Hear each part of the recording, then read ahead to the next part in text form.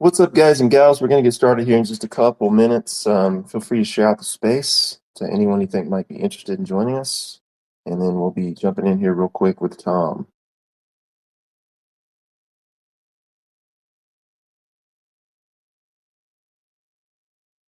How was your week been, Archer? You had a busy week. Yeah, it's been pretty good, man. I actually took a little bit of time to myself this week. We had some crazy scheduling over the last couple weeks with Alex being out of town. And so I basically worked around the clock and didn't stop. So there were a couple days this week where I actually had a little bit of downtime, which was nice, man. How about yourself? Yeah, it's been a cool week. I've been sort of exploring a bit deeper into this code art and having a play around on the Claude app that I mentioned to you the other day. So I've had a great week, really, just experimenting in the background and sort of trying to continue down a learning path. But it's nice to be sort of getting making a few steps forward in a way. It's great to be doing that. Oh yeah, 100%, man, for sure. 100%. Looks like Alex popped in. Let me see if I can send over the mic. Give me 2 seconds.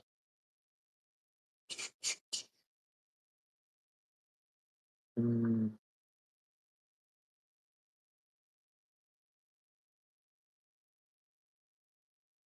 all right. Yeah, good deal.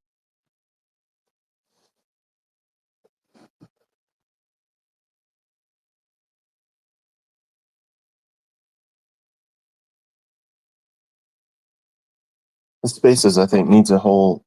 I think it needs like a whole soundboard, man. Like this interface is pretty basic and a little bit opaque. It'd be nice to have like a full soundboard, some sort of effect type of thing you could run on this rather than having to run a third party app. It'd be really cool to make things a little bit nicer.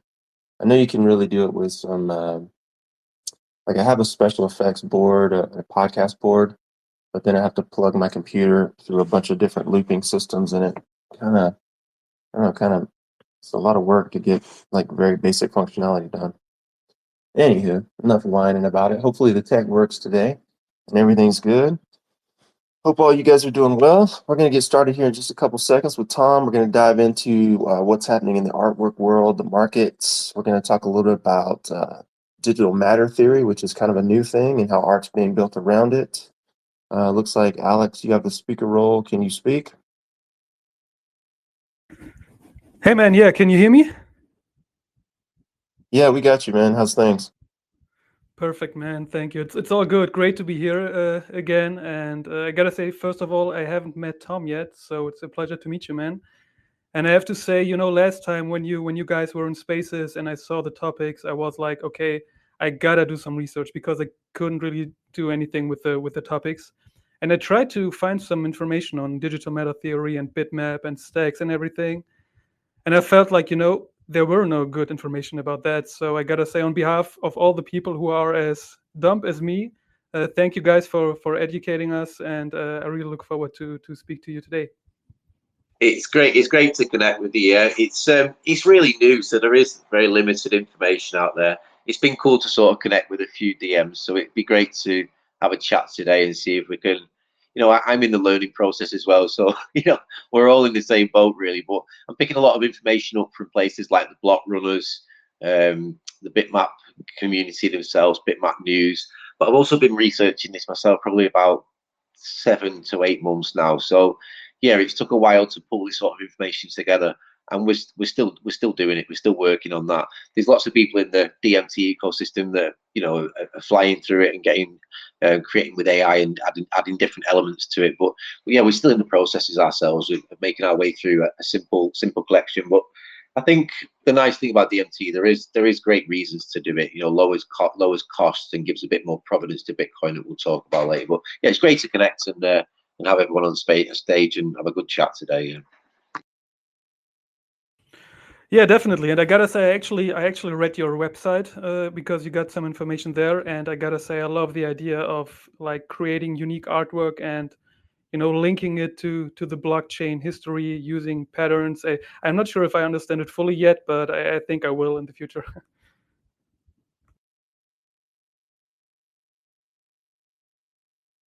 Yeah, you'll definitely get there, man. It is very new. I think it's going to be a very cool thing when you start to think about the implications of it. And honestly, when we started the conversation last week, I was still pretty much sitting in the dark. Tom filled in some of the gaps. I did find a little bit of research, some podcasts that basically went into the code side of things. But I mean, the code side of things is really only valuable if you understand that side and you're developing and you can sort of visualize what some of the functions are doing. But I mean, at the highest level, it's really very simple. And it kind of reminds me of being in calculus class. It's like you've got all these really complex formulas and ideas, but when you look at it from a concept standpoint, it's really pretty simple stuff. So I think we'll all get a little bit clearer picture as it's used. But it seems like Bitcoin again is leading the charge. And I know Alex, you're big on following the market, so I'm sure you've been paying attention to the candles, man. What's going on? What are you seeing in the markets today? Yeah, I've seen that you also commented on Joe's post saying that the Bitcoin dominance rise to, like, I think it was 60%. And yeah, it was actually a pretty interesting conversation because he said that most of DeFi is basically useless, and I think it's a topic that we've been talking about a lot. Saying that there being so many layer ones every day or every week released, and everyone is claiming to have the fastest blockchain, the lowest transaction fees, and we are like, yeah, okay, but we already have that. So what's your unique selling point? And it's a big. I'm not sure if it's a problem, but I'm not sure if the altcoin season is going to happen. What people wish for, like that Bitcoin dominance will go down after reaching its peak, and we'll have an altcoin season as we used to have. What do you see coming? You mean it just in terms of price action or in terms of like the market as a whole? Uh, First of all, as in terms of price action, do you think we will have like getting altcoin dominance back as we used to have, like back in 21 when Bitcoin went down a bit, and like profits were rotating to altcoins? Do you think we'll see that, and do you think we will see Bitcoin dominance go down to like the 30s or 40s in percentage?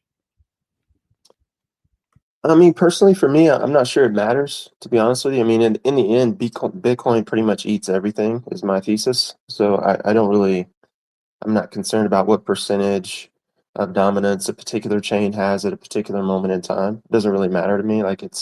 That's more, I mean, if I were trading and that sort of thing, I might be more interested in that. But I mean, ultimately, everything follows Bitcoin is basically how it runs and how it's been working.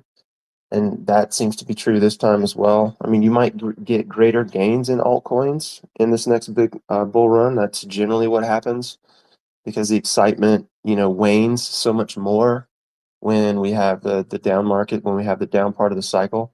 And then the excitement comes back that much more when we have the upside of the cycle on the alt chains, because again, it's all emotional, whereas the Bitcoin isn't necessarily as emotional. It basically has to do with supply, and it looks like supply is running a little bit low. So I feel like ultimately, if you use Bitcoin as a base, you're going to be fine. And of course, you can make money in altcoins and the rest of it. But I mean, for me, that's just not very interesting. I don't like to watch charts or worry or not be able to sleep at night. So I've got Bitcoin as my base. I've got quite a bit of Solana, and I've got a little bit of Ethereum, and pretty much everything else that I sell, or everything else that I have, like altcoin wise. In this next run up, I'm just going to use this as an opportunity to sell out of all the other alts. So I'll sell out of like all the secondary stuff, like I don't know, pick one, ADA or you know whatever Polygon. I'll sell all that stuff because ultimately, like all the Ethereum EVMs are useless. When Ethereum switched from proof of work to proof of stake, it basically invalidated all the level twos. It basically took their main USP away. So there's no point in holding them. And as far as long-term value creation goes, you've got the base chains, which are going to still be useful. at least in terms of like Ethereum. You got Solana, who's basically supplanting Ethereum to some degree. We'll see what happens with inflation rates and supply caps and, interest rates on staking and all the rest of it. But I mean, outside of those three, you don't really have many great options to me personally. So Bitcoin eats everything in the end. Solana lives, Ethereum lives, and I'm not sure much of anything else survives, to be honest with you. I actually read a statement today about the Bitcoin price, which is going up right now. I think it almost broke 69. And I saw someone posting that the election is being priced in already, a Trump win, obviously. And that post said that it's going to go down anyway. Like either it's going to be a sell the news event if Trump's win, or obviously when Kamala wins. What do you think about that? Go on, I'll jump in there if you don't mind. Yeah, I think the election will be priced in. To be honest, I think it's how the market works. If you actually look at like most events, it's buy the hype and sell the news. So I think you're probably right. I think we're probably seeing that price action already sort of taking place in Bitcoin. I think it's like, just to sort of cut back to what I think about the market. I think I'm a long-term sort of vision of the way I see the market. I see everything a bit like Archie does. It moves around Bitcoin, and I sort of just like to play that 4 year cycle and play safe. I have jumped into a few meme coins on Bitcoin just because it's a new environment. And I've got a few things that are sort of gambling, I suppose, assets on Ethereum and such. But I think 90% of my assets are in long term hold artworks, and I tend to play the in and out game of the 4 year cycle. But yeah, it's interesting to see the market starting to move really fast. It's interesting to see the hype coming back on the timeline, and I just can't wait for the art creation side of things to really take off, really, and us to see lots of more people pushing what they're actually creating out there. And I suppose that's what I enjoy in the market. So that's what I tend to look out for. Yeah. Yeah, I think that's spot on, man. Like, it's fun. We've been in this market, this down market for a long time. The 4 year cycle seems to be holding again. We're getting toward the end of October. Things are changing, and this time around, we've got more institutional buyers, more institutional money, which will smooth out the curve a little bit, but not completely. So I see basically everything happening similarly to how it has in the past. But yeah, I'm with Tom. Like, man, I want to see what happens with UI, with artwork, with NFTs, because we really haven't even scratched the surface of what's possible. And that's basically, what we're talking about with today's space a little bit. So jumping into, it's fun to look at the markets. The numbers are up today. I mean, Bitcoin is up at like 69 USD today. It's almost back to the 70 mark, which is going to be like a key psychological indicator. And then, of course, everything is following it as it always does. So that's fun. It's going to be interesting to see how the liquidity flows in terms of what projects, what DeFi and NFT projects survive. I think, Joe is probably right. Joe's another friend of ours, and he's pretty negative on DeFi, but he's pretty right. I mean, at the end of the day, we've been playing this game where devs are trying to impress each other rather than actually provide value to the marketplace. And hopefully, this cycle, I think what we're going to see is we've seen enough people burned and enough sort of projects sit on the sideline, not really doing much other than making promises and not necessarily delivering. I think we've seen enough of that to where at this point it's going to be, all right, well, how do we actually provide value? And if that happens in this cycle, then you could see a tremendous amount of liquidity flow into DeFi and NFTs. But if that doesn't happen, then I think it's going to run more people off. So my hope is that in building partnerships with people like Tom, people like the Matic Man, the Stargaze community, some of the DeFi happening there, like in building these partnerships and in meeting more developers and more creators, that we can come together and pool either resources and ideas and come up with things that are genuinely interesting to a retail buyer, not necessarily an early adopter, which is basically what the space has been. So I'll kind of leave my thoughts there and open it up, and then we'll jump into what we got to go, what we're going to do with art and DMT. So feel free to take it, guys. Yeah, one more thing I wanted to add regarding the use of DeFi layer ones is that I saw a conversation that was pretty interesting of like people saying that it actually doesn't even matter what projects build. In the end, like if liquidity comes, most of the coins are going to pump. And it was pretty interesting because the actual idea was that in the end, every single coin is to some level a meme coin with no use, because if you see projects building and if you see them reaching milestones, that doesn't really have a big impact on prices anymore. Like you may see a little spike, on the next day it goes down again. So in the end, we all have to wait for the big bull, for money coming into the markets, and most likely everyone is going to make money who was in here early enough, right? I think you're right as well. I mean, I've been in this space for two and a bit years now. I've been in crypto a little bit longer, but I've been heavily in the space for 2 and a bit years. And utility tokens are worthless. The chains promise all these different things, and I'd say it is worthless, to be honest. If it's a really interesting conversation, like memeless, I can't say it, but memes and the way meme tokens work.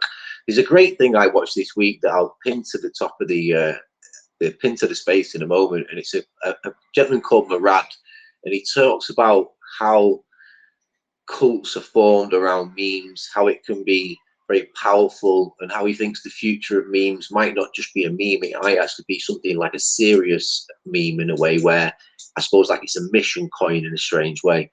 And I think like we're talking about mission coins like launching something along the lines like flip the stock market or something that actually has a mission and a force behind it.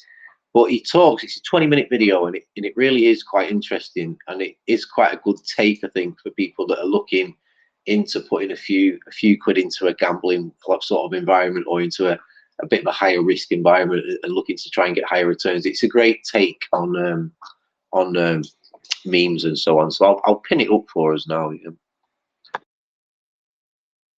Yeah, do that, man. That sounds good.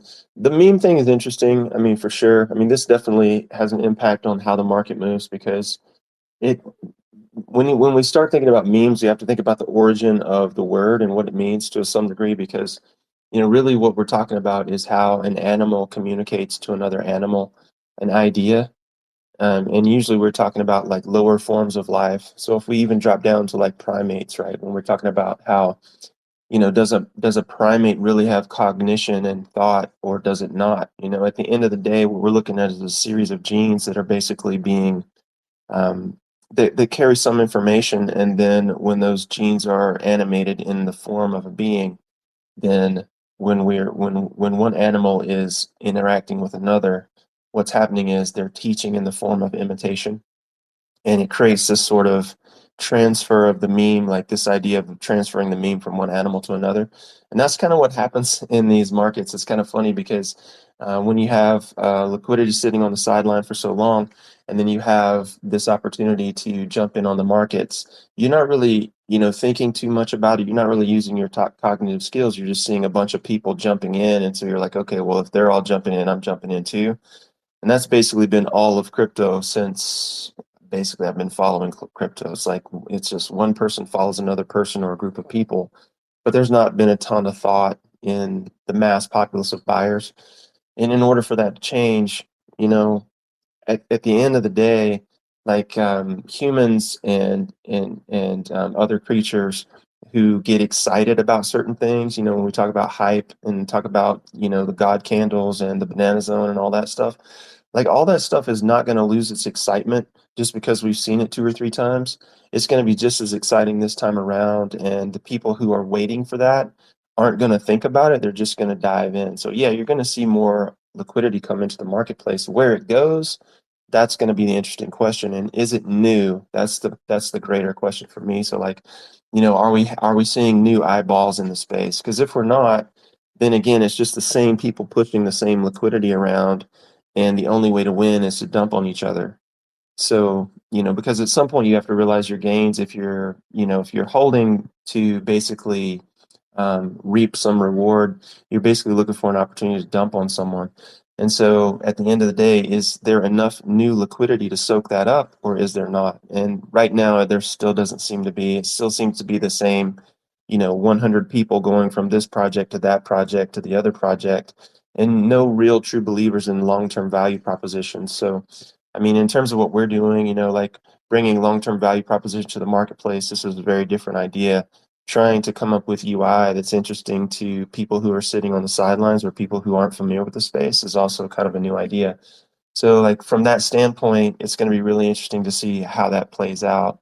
But I'd be curious to get y'all's thoughts on that, and we'll dive into the art and the DMT here very shortly.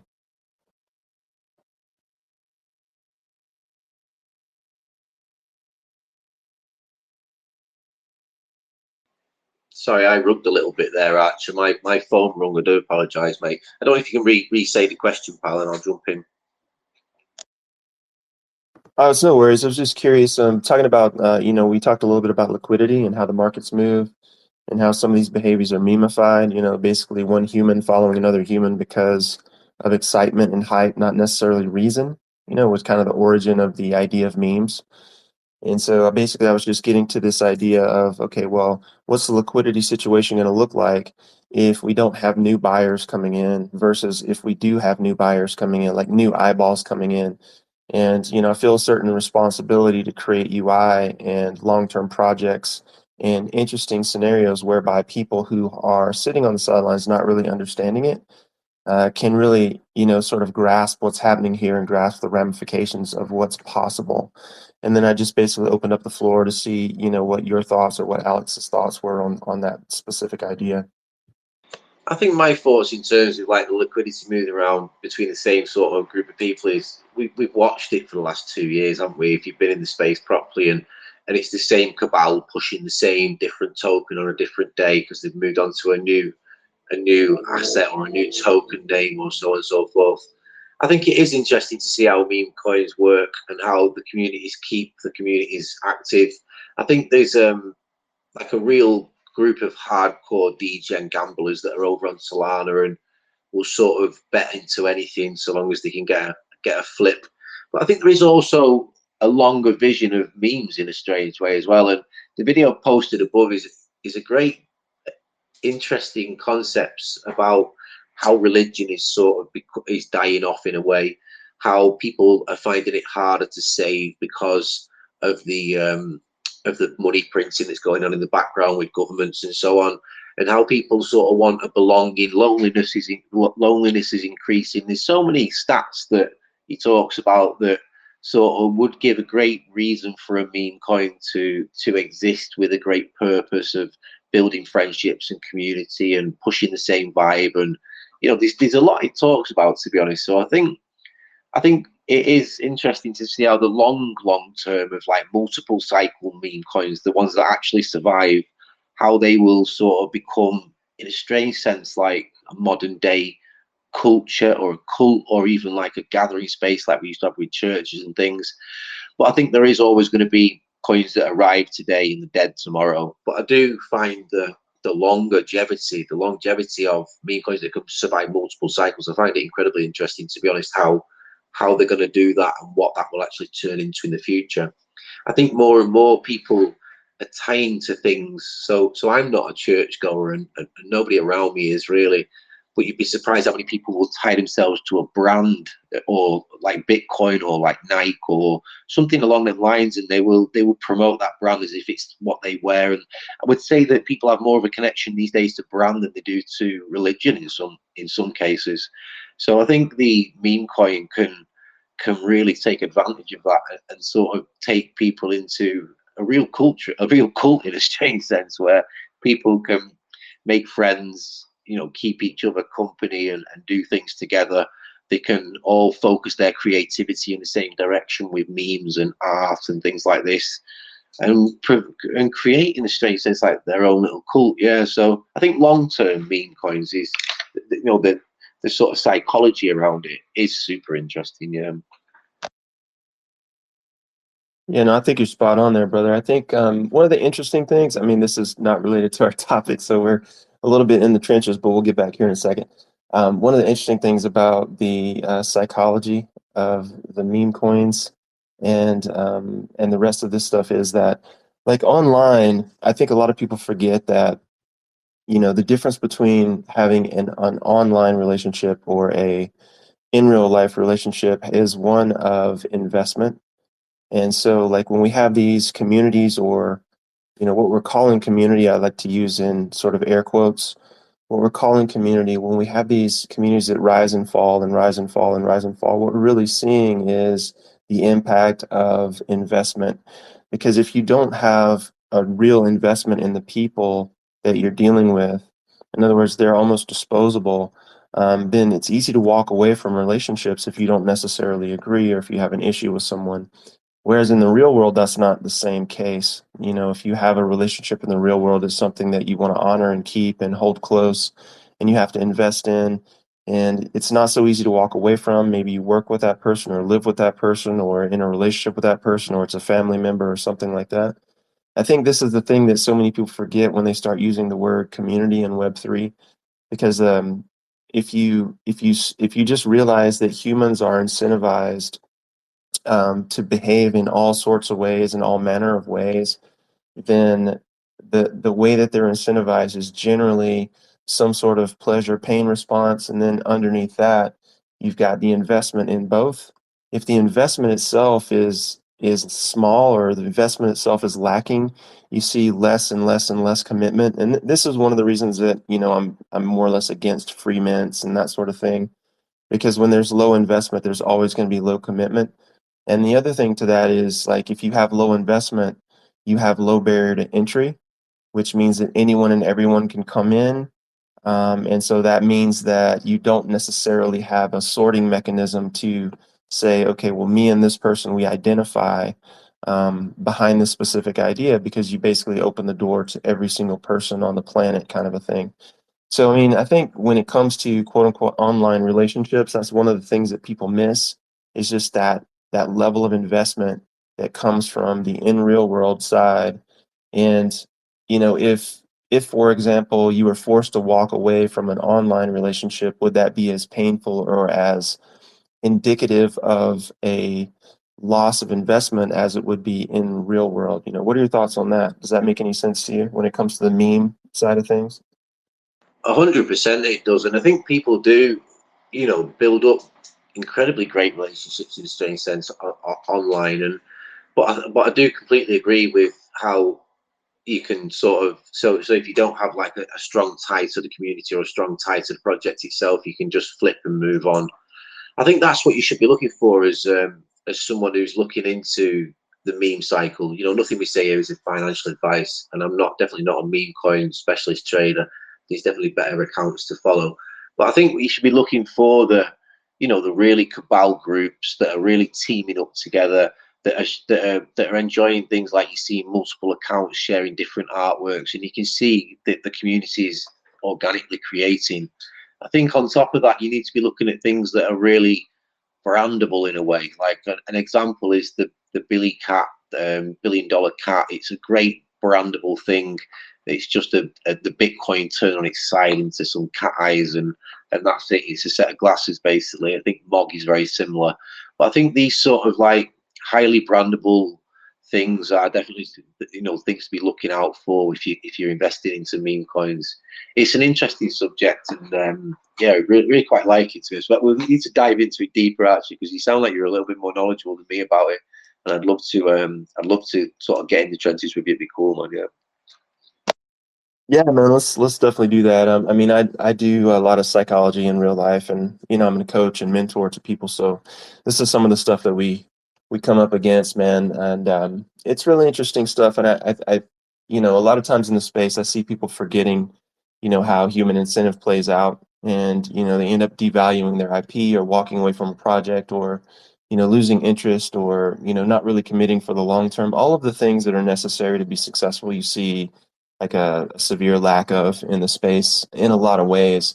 And then, of course, there's other people, like us, like yourself, like what's happening with Stargaze, what's happening in the Bitcoin development world. Like you see a lot of people committed to creating great outcomes and for being here for long periods of time.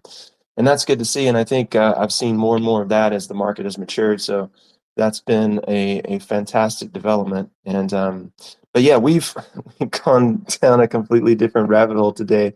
So let's tie it back. But before we do, I just want to say what's up to everybody listening. What's up, Bilo? Hope you're doing well, brother. Hope things are fantastic out there in France. My friend Larry Calloway, good to see you, man. What's up, Mr. Law?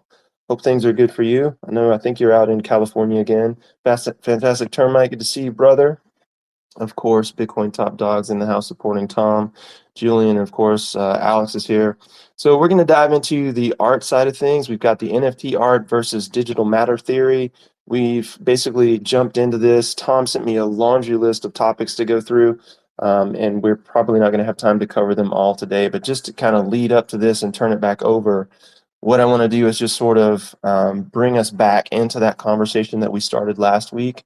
It was actually a fantastic conversation around basically the evolution of artwork on Bitcoin. We started with ordinals, basically inscribing data to chain.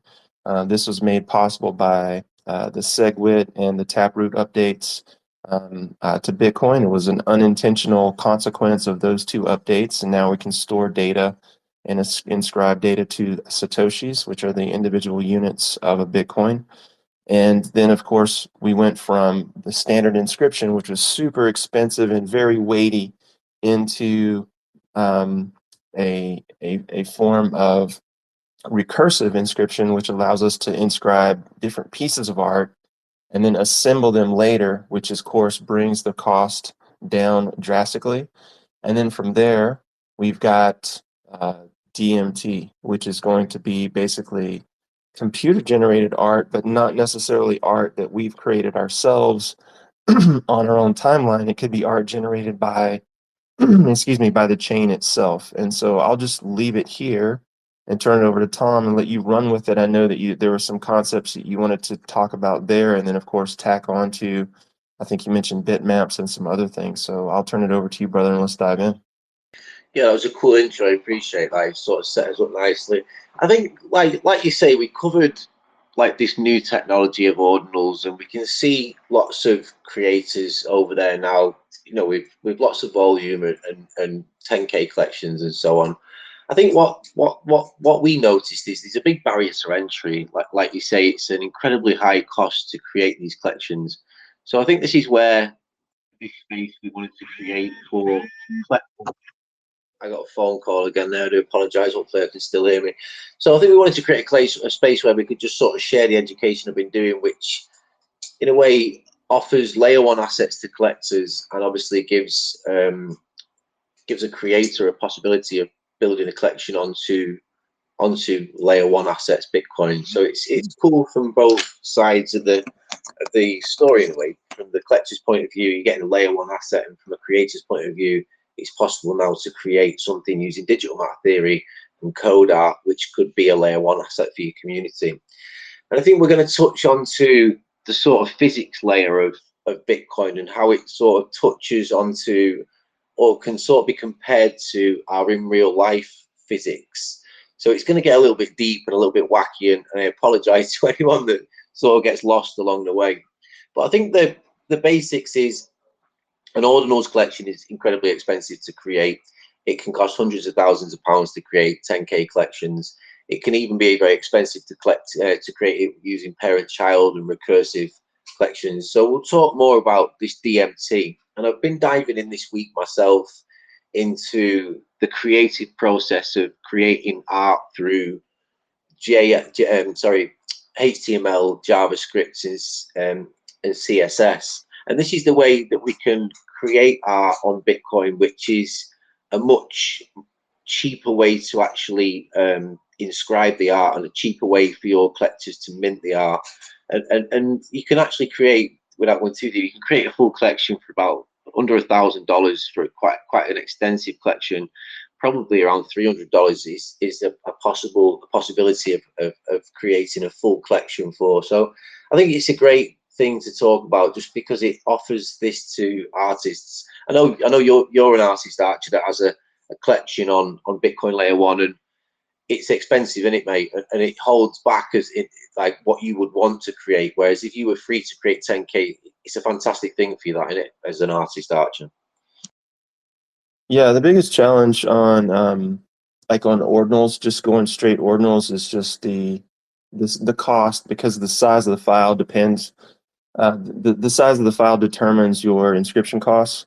So if you wanted to inscribe high resolution artwork and you wanted to do it, piece by piece by piece, like the biggest thing that I disliked about the ordinal setup was basically we had to shrink the artwork down to like, I don't know, like 512 by 512, which is maybe a quarter the size we would normally do. And because our artwork is very detailed and like very high res, complex, it doesn't shrink very well. So, I mean, even at 512, we're spending quite a bit of money on every single inscription. So, yeah, that's kind of what happened for me. Alex? Yeah, I actually just have a little question for Tom, because I went on Gamma and I checked out Stacks for the first time, and I was just curious to know, when you started Bitcoin Top Dogs, have you ever considered launching on other blockchains as well, or how did you get into Bitcoin? So we launched probably about a year and a half ago now. It was on the ETH merge date. We launched on Ethereum originally, and we had a successful free mint of 1,000 first dogs. And then we continued to mint to about 800, about 1,800 or so. And that's basically what happened. About a year later, we had a third web vulnerability problem on our EVM contracts. It affected many projects around the Web3 space, and it was on all over the timeline. Third web is a very large non-code creation process for smart contracts, but basically the EVM had a vulnerability, and we had to lock all our contracts. And this is what sort of pushed me down the road of ordinals, as well as having a little bit of success from creating some early ordinals. But that's how we got to where we are today. And we're in the process at the moment of reinscribing the top dogs. We're very, very close now, about 15 inscriptions away. And we've been airdropping back to our original holders. So we didn't let it stop us. We sort of dug deep and tried to pull back from it. And we're trying to now inscribe the art in an immutable way, so it has a longer lifespan in the future. Yeah. Yeah, I get that. I mean, when I checked out Stacks, I was like, because it was similar to Stargaze, I've never heard of it, and I saw that there are so many projects already, and it seems like there's a pretty big community already, right? Stacks is a big community. Yeah, it's a big developer community. It is another chain, really. I see it as a bit like Ethereum, but it has a lot of functionality tied in with Bitcoin. And the community's been around a long time. I don't know the exact date, but it was not far after Bitcoin. It was actually launched, Stack. So it's been around a long time, and it has a very large developer community. They're all fascinated with the possibilities of programmable Bitcoin. So I think as time goes on and Bitcoin becomes more and more expensive to use, even with this DMT that we're talking with today, it's still £300 to create a collection, and you can imagine in 4 or 5 years' time that could be £30,000, maybe more. So I think these layer twos will have a great time in the times where Bitcoin sats per byte basically skyrockets. Yeah. Yeah, definitely. I get that. And it's interesting because in the beginning we talked about DeFi being useless, and now with all the developments going on Bitcoin, ETH, and even Solana, I feel like, because like it's a lot more accessible now for creators when they are able to create collections for cheap prices, and I feel like it's going to be very big in the future. I think you touched on something really important, to be honest. Like, now is an incredibly important time for artists and collectors, really, to recognize the costs of inscription, because to do an inscription on Stacks, a decent quality one, might cost you like 30p or so. But again, in 10 years' time, that'll be £30, and it'll become very, very expensive over time. Again, to create collections on ordinals, we've already seen the price far surpass what a normal creator can do on Bitcoin, to the point where we're now looking at creating code through art through code. So I think to recognize this movement is very important for a creator, especially if you want to be a Web3 creator or a known digital artist, I think to miss the boat on the Bitcoin and the layer and some of the layer twos potentially, but I'd say mainly, in my opinion, the Bitcoin layer one would be a mistake, in my opinion. Yeah.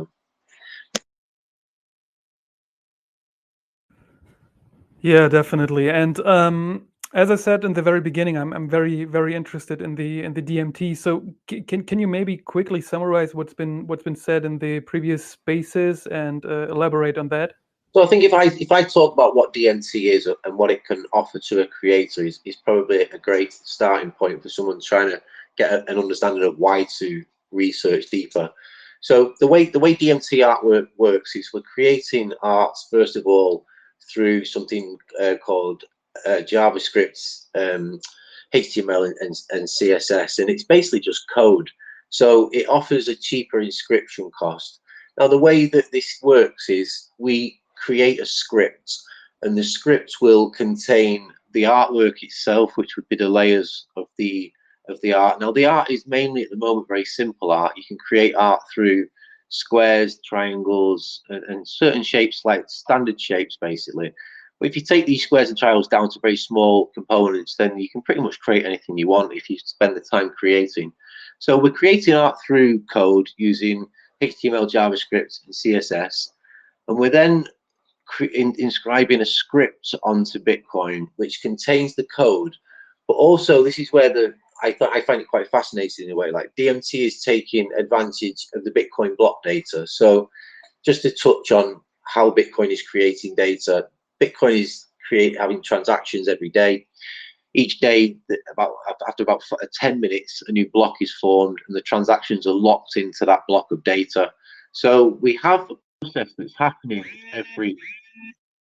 Sorry, I keep getting phone calls. I really apologize. We have a process that's organically happening that's providing us with completely unique and organic data every 10 minutes. So what we can do as a creator with our code art, we can attach the code art to the script, and then we can point the script at certain patterns within the block data that's being produced organically every 10 minutes by Bitcoin. So if we imagine that a certain a certain pattern would arrive in the bits field, and if it was 3B, it would create a top dog in that particular block. Then what the script would do is it would read what patterns exist within that block, and say, for instance, a 666 pattern existed within the block, it would create a devil top dog. So what this is doing, if you can understand it, we're creating code by art, which is very cheap. We're then creating a full collection through a script itself that's looking into all the block data and looking into the block patterns, like the bits field, the transaction fields, the Merkle roots, and all the different fields that are available to a creator. And by the script looking at the code itself, it's creating the asset itself. So what this does is it creates an incredibly cheap way for a creator to create a full collection, because if you point at the right patterns in the Bitcoin code, you can create something like a 10K collection for the cost of a single inscription, which is a script, and it'd be about £300 because it's just a text inscription. But you can also create a collection which is forever expanding in a strange sense, because if you allow the script to continue to monitor the data which is being produced by Bitcoin, then it will continually produce new pieces over time. And this is where it adds like a real element of surprise for the creator and the collection, because you can add assets to or layers to certain particular patterns which might not arrive for 10, 20 years. So we're locking in a sort of artwork system with the script that then works alongside with Bitcoin to actually produce the art. Does that make some sense to you, Alex, in any way, shape, or form? I'm sorry if I've rambled a bit there, because it is quite complicated. Yeah, it totally makes sense. But for me, as a guy who's not that much involved in all the tech stuff, does it require a lot of tech knowledge to create it, or are there any like open source applications that help you? So I've been working on the very basic start of it. All this is open source. So I've downloaded something called Claude. If you've never used it, I really advise you to go and download it. It's like a simple, it's like a ChatGPT type of AI, but it's used more for creation of code, I believe. HTML, JavaScript, and CSS it works really well with. And I've started to create some artwork to go alongside the top dogs in a digital master sort of style, which is a very square, using squares, triangles, oblongs, these sort of simple shapes. And I've created some really nice artwork quite simply, to be honest with you, just by putting in similar collections like the On-Chain Monkey or the Nat Cats and then talking with Claude. So in a strange sense, it's opened up a door for me, because I'm not an artist, I'm just a creator, and I've always paid artists to work alongside me. He's called Uranus Eth. He's a fantastic artist that created the top dogs and all the art that I work with. But it's nice to actually have the feeling through starting to learn more about the blockchain, so I'm starting to learn more about this type of creation process of HTML, JavaScript, and CSS, that I'm actually feel like I could create my own collection, which is an interesting thought. So the first stage of creation I've taken is to start practicing with the Claude, and to start practicing with a HTML, JavaScript, and CSS viewer. You can just get any of them on a quick download. Not even a download. You can just do them live on a browser.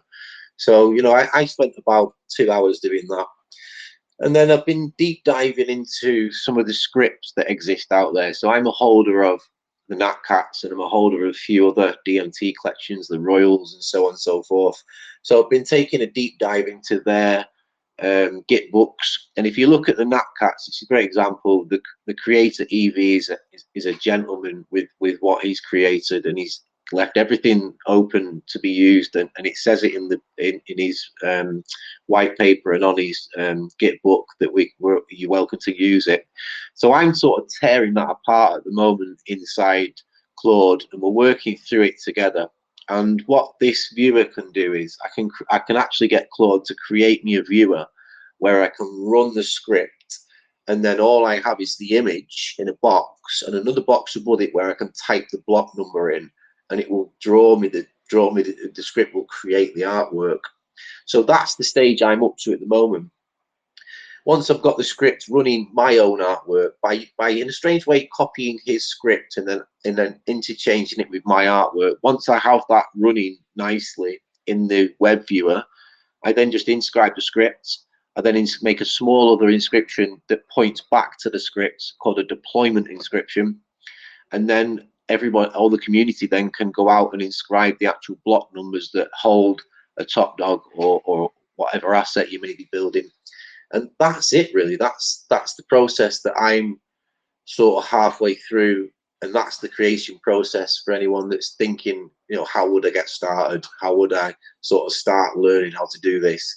It's not as complicated as you might think, and actually the art process is really quite enjoyable, because you're working with Claude and you're talking to it about what you want to see. You're working with simple shapes and colors, which I really love that. And I think it brings a complete style to the DMT, which it has its own style because of this creation process of code art. And I think that's interesting as well, because it's sort of already found its style, even though it's a brand new sort of element in crypto. So I think for anyone wanting to learn more about that or sort of follow my process with it, I'm going to be jumping into Archer's group and your group, and hopefully you'll jump into mine as well, and we'll start sharing a bit more of how I get there in a way, and how I start to create my art. But I don't think it's as scary as you think. In fact, as a creator that's created on Ethereum and BNB, if you're to create a collection now on Ethereum, it will cost you, maybe £600 to £1,000 for some good artwork if you're not already an artist of your own, to get a collection, and then you've got your contracts to buy, and you've got to do this usually through third web parties or third parties and things like that. So I think the creation process over here is not too dissimilar, but it does give the creator many more options. I mean, we'll talk a little bit deeper, but do you understand how is that clear, how you'd sort of go about the process and start? Yeah, I mean, from what you explained, it definitely sounds more complicated compared to Solana or ETH. But I feel like it's probably a lot about like learning by doing. I feel like if you look at comparable blockchains or other blockchains that provide NFT marketplaces, I feel like Stacks is obviously still in its infancy, but I feel like once the market grows, there will probably be maybe even of some, but there will probably be some more applications making it more accessible for people who are not into tech. I agree completely, because what I want to do, I run a guild as well, an artist guild, and I feel like sort of one of my jobs as the artist guild is to try and bring these new technologies to the group and to give the opportunity to artists to sort of learn and educate these new ways to create, especially when it can offer, a low cost of and a door in a way to an expensive market and things like this, and sort of empower an artist. But I think what I'm interested in doing is I'm breaking down some of these scripts at the moment in terms of the nat cats and the royals, and it could be a very simple process for people. Really, we could help, like create something where, I'm sure other people will in time, where you would sort of grab the script and it would just tell you where to add your layers in a strange sense. And obviously the script will have like alien nose or whatever the asset may be, or the name. And an artist could literally go onto a CSS creator, sorry, HTML JavaScript creator, say, right, I want to create a hat, and just add it straight to the script in a very simple manner. So I'm sure these tools will come around in time. Obviously, once I have the script that we build for the top dogs, then we'll happily share it with people as well, and people can sort of start to create on the web viewer, and just add their layers to the collection. We're more than happy to help. We're running the guild, sort of feel like that's sort of a half our job to do. Just to touch on a couple of other things, it sort of offers to a creator. So one, it's a low cost and entry barrier to the collection on Bitcoins. You get a layer one collection that's all complete layer one, and it's all an image as an NFT should be, or an ordinal should be. So that's a great thing, and £300 is a hell of a difference to £100,000, which you could create to create a high quality artwork. The other thing with this code art is it's expandable, like infinite resolution, if I've said that in a way that makes sense. So you can expand this art forever, and it will hold that resolution forever and ever and ever, which I find incredibly interesting as a piece of art, and someone that loves the quality art out there. The other thing it can do is it can create an expanding collection. So as certain patterns arrive or re-arrive in the Bitcoin block data from the bits field and the transaction data, it can continue to add to the collection, maybe new assets, or maybe you could even do it so if certain patterns come up, maybe like when the halving date, you could have a celebration where all the assets turn into fireworks, or something like a celebration on your artwork. So you can actually start to tie in like natural occurring events on Bitcoin into the artwork, where the artwork could adapt and change over time for the holders, adding more reason to hold and a bit of fun to the collectors.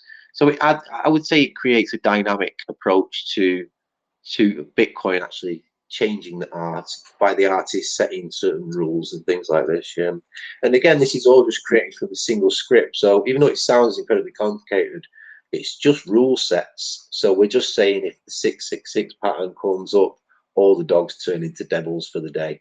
And once that block moves on after 10 minutes, or once the 24-hour and a few blocks pass, then we would go back to normal dogs.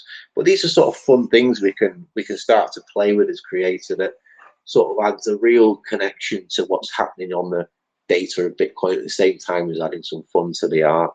Putting a pulse and a life in the art. Yeah, absolutely. Absolutely. I think one of the interesting things here is that this isn't necessarily a new idea. It's just a new execution of an old idea, right? So like if you look at a bunch of different chains, like we'll just take Stargaze, for example, because the example that comes to mind is Pixel Wizards. So Pixel Wizards isn't just like a JPEG. There's actually some script running, and the artwork can change depending on, how it's programmed to change. but it's a little bit different in that it's once it's there, it's there. The interesting thing about the DMT is that digital matter theory is that you can actually create art today that won't exist until weeks, months, years into the future, because you can create code that's looking for patterns, and that code looking for the pattern will not generate an image until it sees what it's supposed to see. So like with Goodfellows, like what we've been doing is creating appendable collections to keep them fresh and keep them new and to keep them interesting, right? Because the standard typical NFT collection, once it's minted, it's done, and that's it, right? And so what we're basically saying is we're moving into an era of interactivity with artwork, with the NFT, and the NFT doesn't just have to be a JPEG. And if you think about this right now, like what Tom mentioned earlier, he was talking about like drawing shapes with code. Like when you first sit down, if you've ever done any coding, even if you've done some markup language like HTML, like one of the first things that you'll learn is that you can create bitmaps, you can create, little hotspots and little areas that will sort of allow you to create artwork that basically mirror certain shapes. And it could be like you were saying, like triangles, squares, circles, or what have you, because everything is basically a variation of those shapes. But then when you think about pairing this out, and Tom mentioned Claude and he mentioned some of the AI concepts, like if you are familiar with Illustrator, for example, like Adobe Illustrator, I could take the most complex image I want and I can pull it into Illustrator, and there's a function inside Illustrator that says basically trace this image, right? So let's say Tom sent me like this very complex image of a sunset, and I pull this complex image of a sunset into Illustrator and I say trace. Well, not only can I trace it, I can actually set the pixel depth, I can set the definition, I can set the curves, I can set the like how tight the tracing actually matches the original image. And basically I can have Illustrator draw the picture again using code behind the scenes to generate vector shapes. So basically it turns the image into vector shapes, which is just a mathematical equation, which is kind of what Tom was hinting at, right? So now I took this beautiful image of a sunset, and I've turned it into a mathematical equation, and Illustrator is just showing me a picture of what the mathematical illustration is representing, right? And so I think when we're talking about digital matter theory, this is an interesting way of thinking about it, because you can now sit here and go, okay, well, now I'm going to have this not necessarily simple triangle, square, circles. I'm going to get to the point where I can take an image, I can pull it into an application, and I can have something like AI or a program generate this crazy, awesome script that's going to make this beautifully detailed image, but it's not going to balloon the size, and it's not going to balloon the chain, and it's not going to take up too much space. It's going to allow for us to actually, inscribe a script that will then generate an image. And I don't think we quite understand the power of this yet. Like the power of this is immeasurable, because like even on something like whether it's Solana or Stargaze or whatever, like if you create an NFT collection, the amount of money you spend to generate it has to do with storage costs, whether they're on a separate server or whether they're on chain. But at the end of the day, what the computer is doing is the computer is actually just reading from a script and displaying an image, or reading from a series of letters and numbers and displaying an image. So to the computer, it's all the same. And to the end user, as long as we get the visual, we don't care how the computer generates it, right? So I think these are some of the ideas that you can really take away from DMT and see, like, you can really project the power of it into the future, not only with like shrinking down high-res images for on-chain storage, but the fact that you can actually build collections on code that doesn't exist yet. That is just, I mean, that's mind-blowing, man. I think you nailed it there, Art. Like you really did. Like it just opens up a lot of possibilities for creation. Yeah, and it opens up a lot of doors. I mean, I'm not going to go too deep into it today, but when you take the concept of building out like a metaverse on Bitcoin, you can imagine the cost to inscribe, all the models that need to exist in a 3D environment. It just wouldn't be feasible. I've inscribed a couple of 3D models, very early houses I inscribed. I think it was the second ever 3D house model on bloody ordinals, but it cost me about $300 when we did it at the time. It was me and an artist from the group that decided to inscribe it together. And it's just completely unfeasible. And when you look at what you can create with HTML, JavaScript, and CSS, it's well beyond squares and triangles. You can create pretty much anything you can see on today's 2D internet with HTML, JavaScript, and CSS, and you can create it in 3D as well. So any 3D model you can imagine in your mind can be created by code. Any application in terms of, like if you wanted to go up to the 3D model and sort of purchase a type of hat off the model or something like that, any type of application can be built with the same code. So we're starting to see this sort of come into a metaverse called the Natrix. It's the sort of first example of it. We just purchased a piece of land in there, but the way they've got us building is through an MML builder, which is basically a code box in the top right-hand corner. We're building out with HTML, JavaScript, and CSS, and it's because, like Archie said, it's incredibly low bandwidth.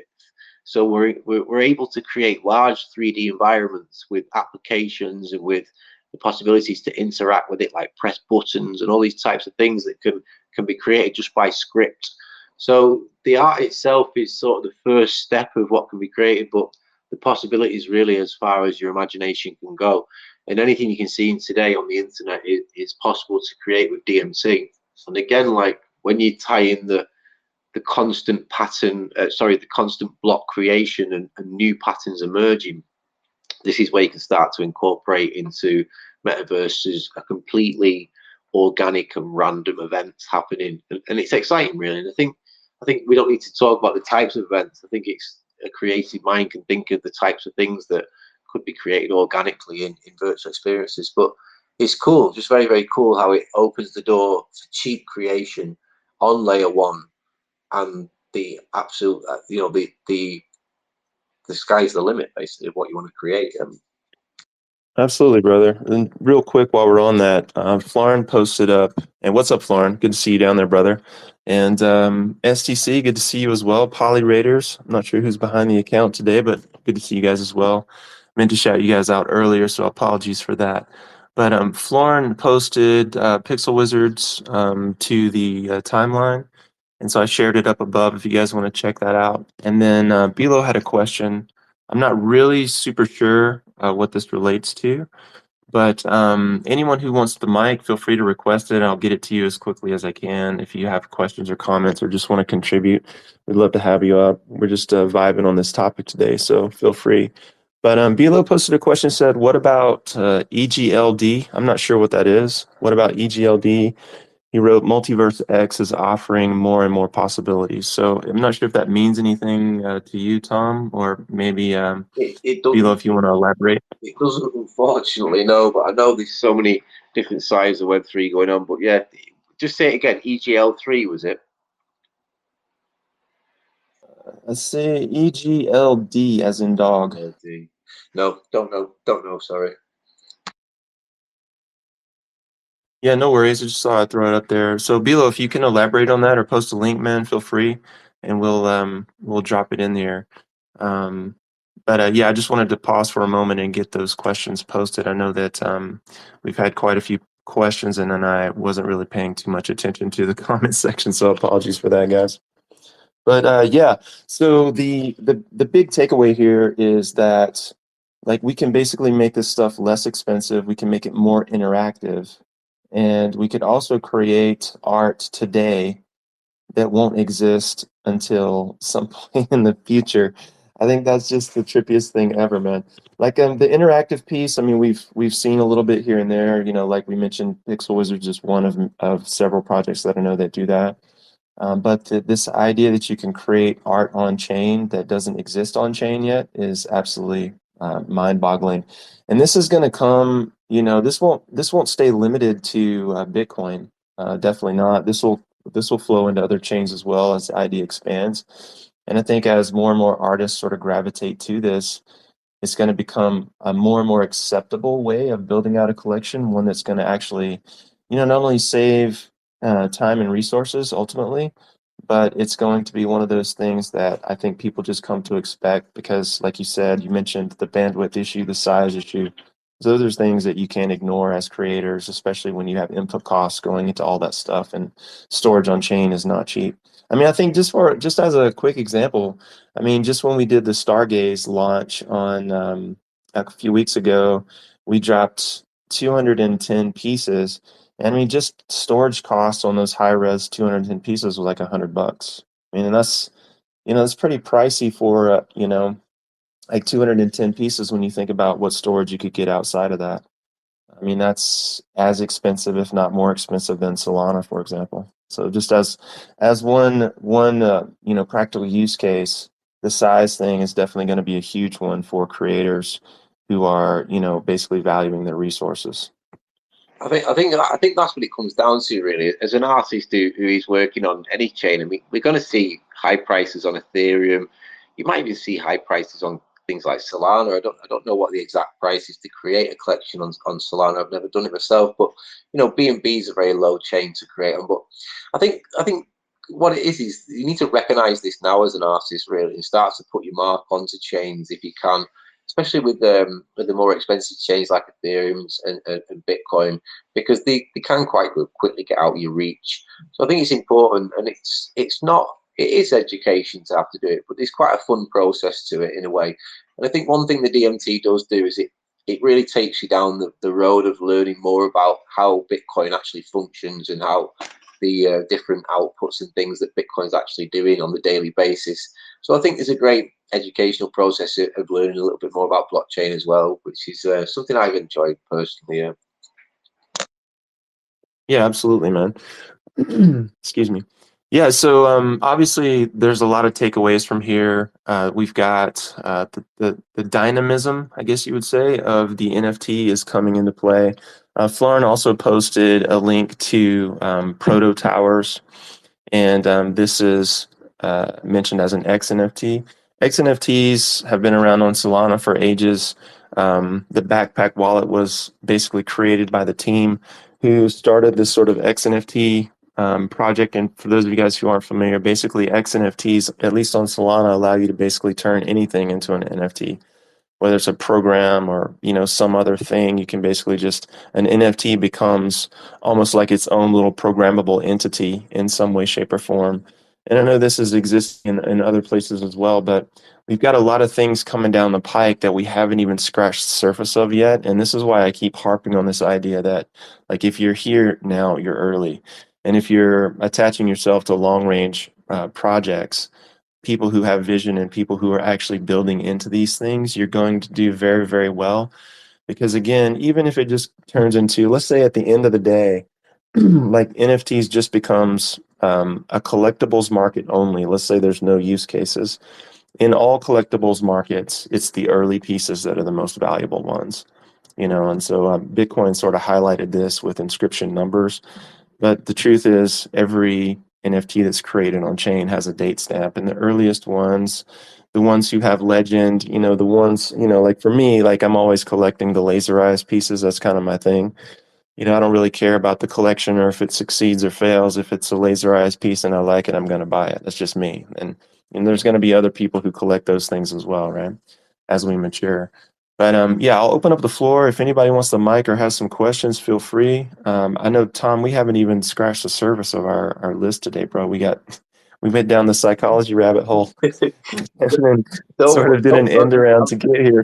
I'm sort of half glad to avoid it because the room will probably think I've lost my mind. So I don't mind really, but just to sort of touch on it a bit, it's the details of how the Bitcoin data can be compared to in real life data that gets created by our organic and natural environments around us. And it does get a bit wacky. So we'll perhaps save it for another space, Archer. But I think it was cool to sort of recap for everyone,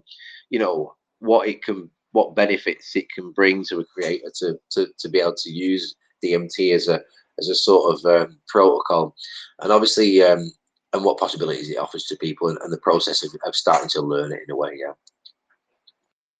Yeah, for sure. Florin, I'm not sure if you got the mic, brother. I keep sending it to you, but it doesn't show that you're getting it on my end. So I'm not really sure what's happening there. Let me see if I can Hey, force the issue. can you hear me? Hey, there you are, man. We got you. Go ahead. Sick. Okay.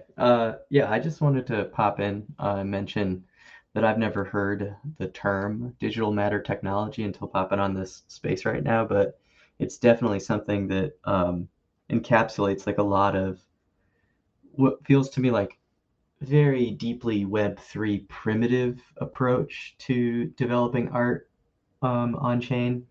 Like this idea that you are using the data from the blockchain or whatever point in time we're at to essentially like create a, like an alternative reality that's based on the information from the chain. Like that sort of like recursion, I think, is something that can be like profoundly like deeply like important to this like whole concept of like why we even use blockchains at all. Like they're pretty slow like databases without this very fundamental and important concept. So yeah, I'm just like I loved hearing just Tom and Archer like you guys talk about this stuff. It was really inspiring. I wanted to just mention that like XNFTs, like you had mentioned the more like kind of specific version Archer, like on Solana, but it just means that it's an extensible NFT, which is more broad, right? Like if you think about the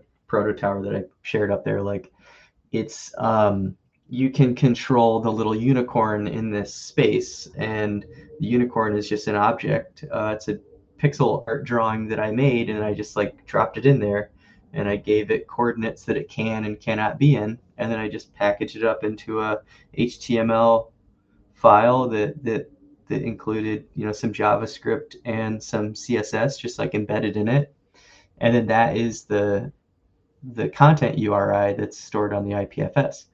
It's just like some code, but you see this image and you can control an object on it. It's really cool because the IPFS content ID numbers are permanent. You can't delete. You can't like my maybe I could be wrong, but I don't think you can delete an IPFS CID. Like these things are, unless like the internet stops for everyone, and we have some sort of doomsday event. But we're not going to be worrying about like NFTs and pretty pictures if that happens. So I think, and even then, like that data is stored on hard drives and shit. So like some explorer from another universe could dig up an old hard drive and find all my proto towers on it if they looked hard enough. So, anyways, it's middle of the afternoon for me, and it's a Friday, feeling good vibes, and really, really appreciated listening to the two of you talk about something that is super important to me. So, cheers.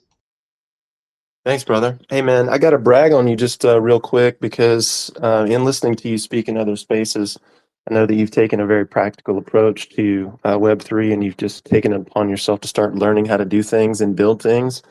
And that is one of those spirits, man, that we just really need more and more of in this space. Like, it's we say this in the entrepreneurial land, all the time, FIFO, figure it the fuck out, right? And like, I think you've sort of exemplified that in what I've learned, what little I've learned about you, and I look forward to hearing more from you and learning more about that. When did you dive into the XNFT thing, man? I'm just really curious because I know they haven't been around for that long. So I'm just curious what your date stamp on that was. Um, I think that the term XNFT, I sort of learned it right around the same time I became aware of like Bernie, the wizard guy, the guy who created Pixel Wizards and Pixel Witches. I kind of learned about it, I think, from that, like that the word XNFT. But I had learned about the concept a little bit before, and this actually sounds more closer to something like digital matter theory. I remember watching a Solidity YouTube, or like a YouTube um, like tutorial on how to write a Solidity an NFT collection in Solidity, where it's it's different. It looks different depending on what day of the year it is. So like it changes colors depending on what day of the year it is, and anybody can mint it, and it has an infinite amount of NFTs you can mint from this contract. But when you mint from the contract, it's going to look different because the data in the block hash that you're minting and the data about what slot you are, and which transaction, what the transaction hash, of the transaction before your transaction. And so every NFT is different, but it all follows the same kind of ebb and flow of the yearly pattern.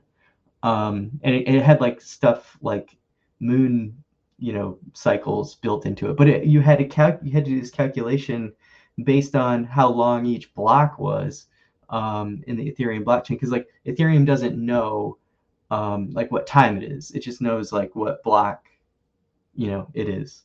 And sometimes like blocks aren't perfectly built at the exact same time, so you can like get you can presumably end up not being precise enough and ending up with some sort of collection that's doing Christmas colors in the middle of July. And I thought that was interesting too. Like block space is not meat space, it is different. And anyways, that was like many years ago, but the first time I actually tried it was with one of my proto towers. And I this is like a refining of that. So I think proto tower 302 or 301, which was maybe like February of this year, I made my first XNFT. Well, actually, because the guy who created Pixel Wizards um, did collaborations on proto towers, I had to figure out how to do an XNFT before I made my own. Because he just like he sent me the files and was like, here you go, like mint that to your collection. I had no like fucking clue how to like bundle up a bunch of files into like a single like content ID. And it was funny. It was almost like he just kind of like said, figure it out. And like, if you can't, like, then I guess you won't mint these. And they're really cool. One is like a witch's cabin. And if you click it, it like lights up. And then the other one is a wizard's tower. And if you click it, there's like little fancy things that come out of the wizard tower, but it's like a SVG, so it's infinitely scalable, and kind of like what Tom was talking about, how there's just like an infinite amount of resolution when you use SVG file formats, because the image is rendered with math instead of with pixels. So it just depends on what browser you're looking at and how far you've zoomed in, and it's just curves and colors basically, just mixed up with some math. So anyways, that's kind of a long-winded answer to your question, Archer, but I'm definitely vibing right now to this. I just wasn't expecting to hear so much like just stimulating information on an afternoon. Mate, I'm really glad you popped up, because one of the main reasons I wanted to start this space with Archer was just to connect with like-minded people that sort of have an understanding of, or not an understanding, or want to learn understanding. And it sounds like you've got a quite a good understanding and been building like this a little while. I'm starting to just learn about this sort of process of creation of Web3 assets in a way with script. So it's really exciting and interesting to me. I enjoyed listening about the unicorn and the way you're interacting on different blockchains with that. It's really interesting to see how, I suppose, you developers are building out these sort of assets that can have changing aspects, or so it's cool to be learning with like-minded people. Yeah, it's great to have you.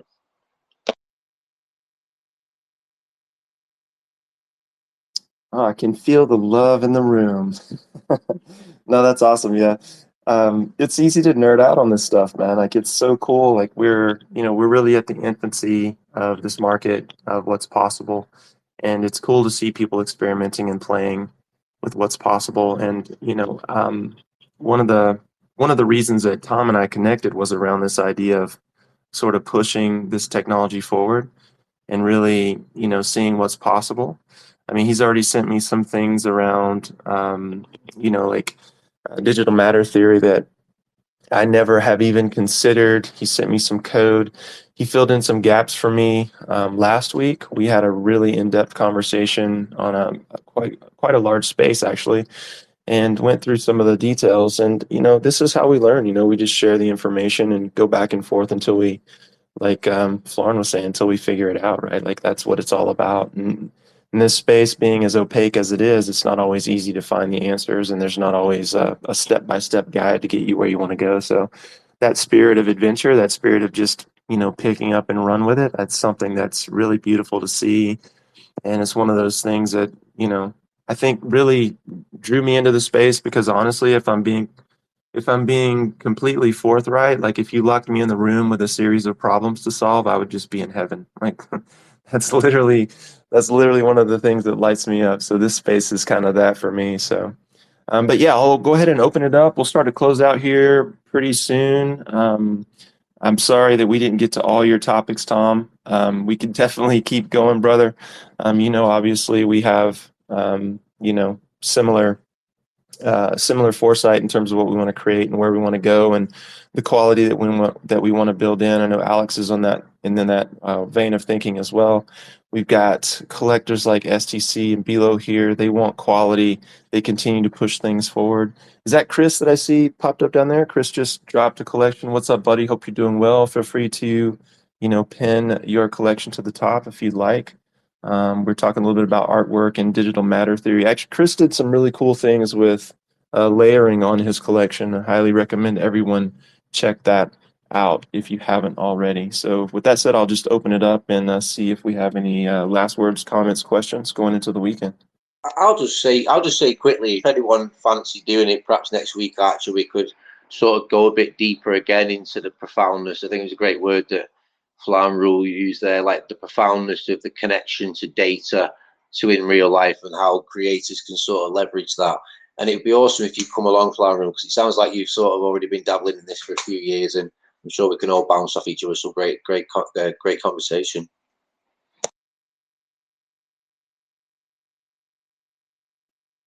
Yeah, 100%. Alex, you got anything? Florin, you want to leave us with anything? If not, we'll go ahead and start making plans to close it out. No, I just want to say I actually, appreciate it. oh, Yep, sorry. Just want to say I go ahead. appreciate the opportunity to chat. So go ahead now. Definitely. I actually just wanted to ask about parent-child inscriptions as well, but yeah, that want to open that topic right at the end here. But yeah, looking forward to speak about that next week.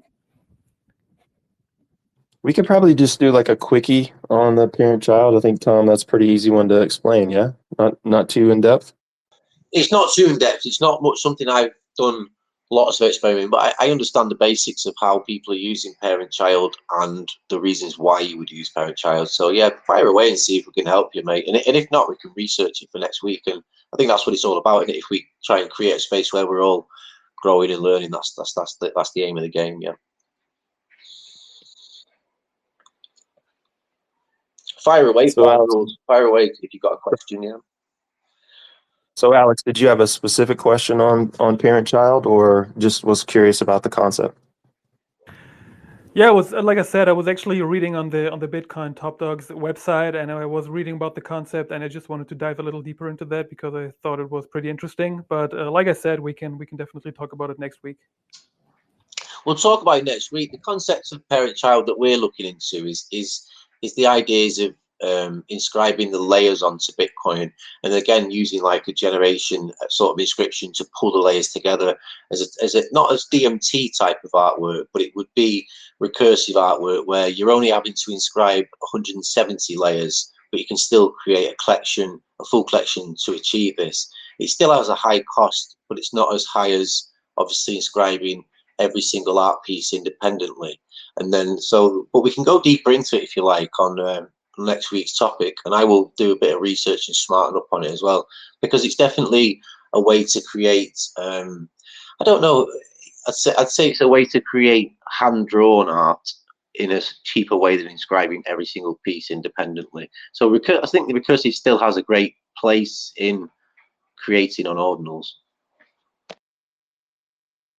Yeah, for sure. Yeah, So basically, instead of inscribing like this really expensive high-res image, you can inscribe the individual layers and then use something like HTML or code or markup to bring them together in one image. So that's one way you can think of it. So like especially on something like Bitcoin where it's really expensive to do high res, like we talked earlier, like 512 by 512 was about as far as we could go with our artwork being as detailed as it is. If it's pixelated or just very, very simple, shapes, not as expensive. But the minute you start adding gradients and shapes and textures and shadows, all of that stuff is super, super costly in terms of file size. So it really limits you in terms of what you can create. But if you can inscribe one layer high res, or excuse me, all your layers high res and then bring them together later, then that obviously saves you from having to do, many, many, many, many inscriptions that are extremely expensive. Does that make sense? It does, mate. And another reason why people are looking into parent-child at the moment, me and Archie touched on it on last week's space, but we can dig a bit deeper next week again, is at the moment the way a creator creates on ordinals is we make 10 inscriptions, say, and then we go to Magic Eden and we put some code in the back of Magic Eden to put some metadata in, and that's what pulls the collection together. So there's very little provenance to each piece of art, and we've seen recently on the timeline where creators are literally removed art pieces from a collection. So it comes away from the decentralized nature that people want to build on in this Bitcoin environment. And parent-child, I think, is the answer to this. And the way, an inscription would be a child of a. So my top dog, for instance, I could inscribe a child inscription, which would be a child inscription of the top dog, and that gives it the provenance to the collection. And I think we're a long way off this happening though, because I think we'd have to have marketplaces recognizing parent-child. We'd have to have obviously creators creating in that way as well to make sure that the provenance is there. And I think this all boils down to what we're going to see on Bitcoin is lots of layers of how on-chain and how provident things are. And it's a great conversation about how a collector can really focus on making sure their collection is fully provident to everything. And I think, again, this is where DMT can really play a great part, because you're taking away the control from the creator and adding it to Bitcoin in the patterns of Bitcoin now, guarantees that piece of art is a part of the collection. And again, this all comes down to the larger marketplaces like Magic Eden sort of recognizing this providence or parent-child as sort of a different section of artwork. But yeah, it's a real great conversation. It's something that's popped up on the timeline a lot. And yeah, this is parent-child, and yeah, let's go deeper into it next week, guys. Yeah, it'd be cool. Yeah, for sure. We can definitely do that. And Florin, you had a question, brother. Go ahead. Yeah, I don't want to, if you guys are trying to wrap up, or open a can of worms here, but would you be able to like inscribe just like a grid of coordinates, like where people mint each grid piece, essentially, like if you wanted to make a pixelated image, but each pixel is its own inscription.